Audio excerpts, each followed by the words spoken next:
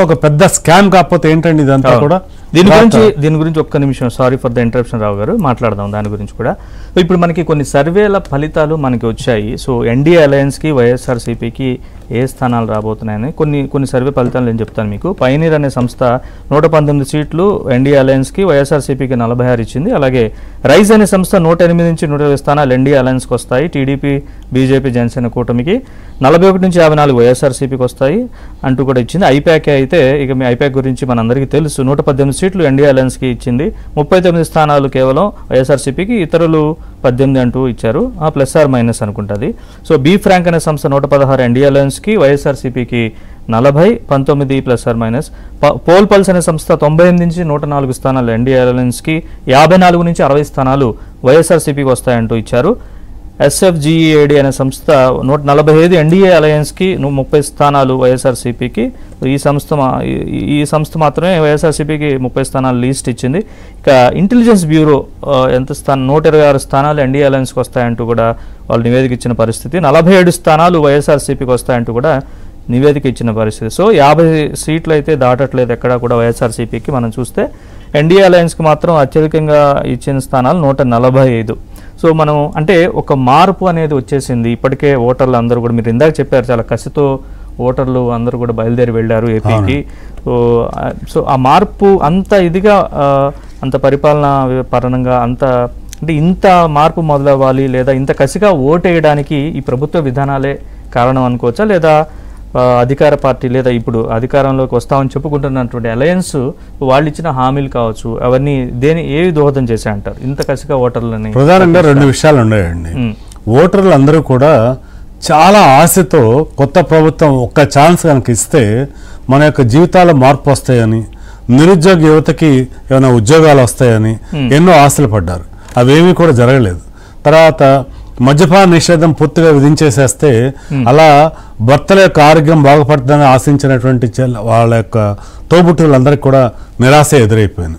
వీటన్నిటికి మించి ఈ సర్వేలు అందరూ కూడా ఎవరు చేసినా ఈ ల్యాండ్ టైటిలింగ్ యాక్ట్ని కూడా దృష్టిలో ఉంచుకున్నారో లేదో నాకు తెలియదండి. ఎందుకంటే ఈ సర్వేలు ల్యాండ్ టైటిలింగ్ చాలా వివాదం అయింది కూడా ఇప్పుడు ఈ మధ్యకాలంలో. ప్రతిపక్షం కూడా ప్రధానంగా గత వారం రోజుల నుంచి చూస్తే దీని మీద ఫోకస్ పెట్టారు వాళ్ళు. నిజానికండి ఇప్పుడు ల్యాండ్ టైటిలింగ్ యాక్ట్ గురించి కూడా ప్రజల అవగాహన వచ్చిన తర్వాత ఇప్పుడు కనుక సర్వే జరుపుతాయి ఈ క్షణాన, అంటే బహుశా ఇంకా కూడా ఈ మాత్రం సీట్లు కూడా ఈ ప్రజెంట్ రూలింగ్ పార్టీకి రావేమో నాకు అనిపిస్తున్నాను. ఎందుకంటే ల్యాండ్ టైటిలింగ్ యాక్ట్ అనేటువంటి పేరుతో వచ్చినటువంటి ఈ చట్టంలో ఆ చట్టం యొక్క మంచి చెడుల గురించి మాట్లాడబోయే ముందుగా అసలు పట్టాదారు పాస్బుక్ అన్నాయండి లేకపోతే ఇంకోటి కానీ మన చేతికి ఇచ్చేటప్పుడు అక్కడ రాజముద్ర అంటే ప్రభుత్వం యొక్క రాజముద్ర ఉంటే ఎవరైనా యాక్సెప్ట్ చేస్తారండి. కానీ నా యొక్క తండ్రి గారు నా తాతగారు సంపాదించినటువంటి ఆస్తిలో నాకు హక్కు వస్తే దానిపైన ఉంటే నా ఫోటో ఉండాలి, లేకపోతే మా తాతగారిదో మా నాన్నగారిదో ఫోటో ఉండాలి. అంతేగాని ఎవరో ఒక రాష్ట్ర ముఖ్యమంత్రి ఫోటో అక్కడ వేస్తాము అంటే ఇదేమి కూడా శాశ్వతమైనటువంటి పదవి కాదు. 5 ఏళ్ల ఒక విషయం దృష్టిలో ఉంచుకోవాలి, మనిషి యొక్క జీవితమే శాశ్వతం కాదు. మనం ఏ రోజున పిలుస్తాడో భగవంతుడు మనకు తెలియదు. అలాంటిది పదవి శాస్త్రం అనుకుంటే అంతకంటే అజ్ఞానం మరొకటి లేదు.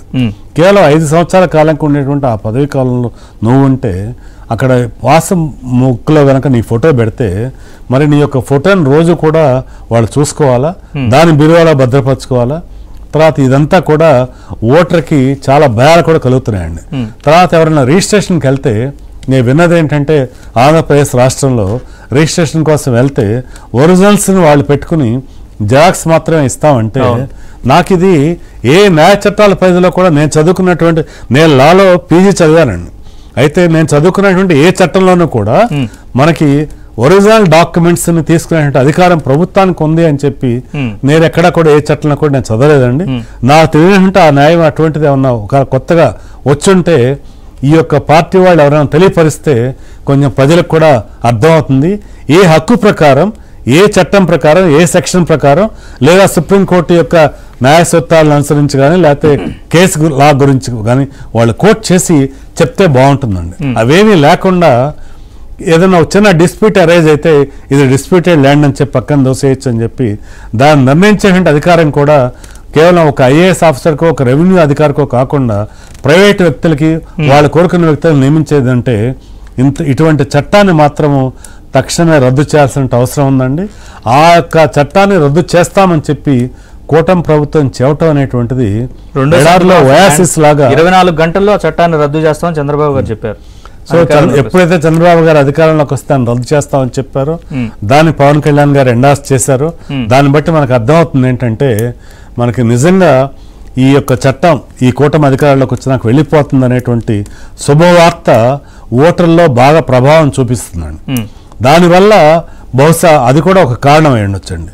అంటే ఇక్కడ ప్రధానంగా ఈ యొక్క వీటిని సర్వేలను ప్రభావితం చేసిన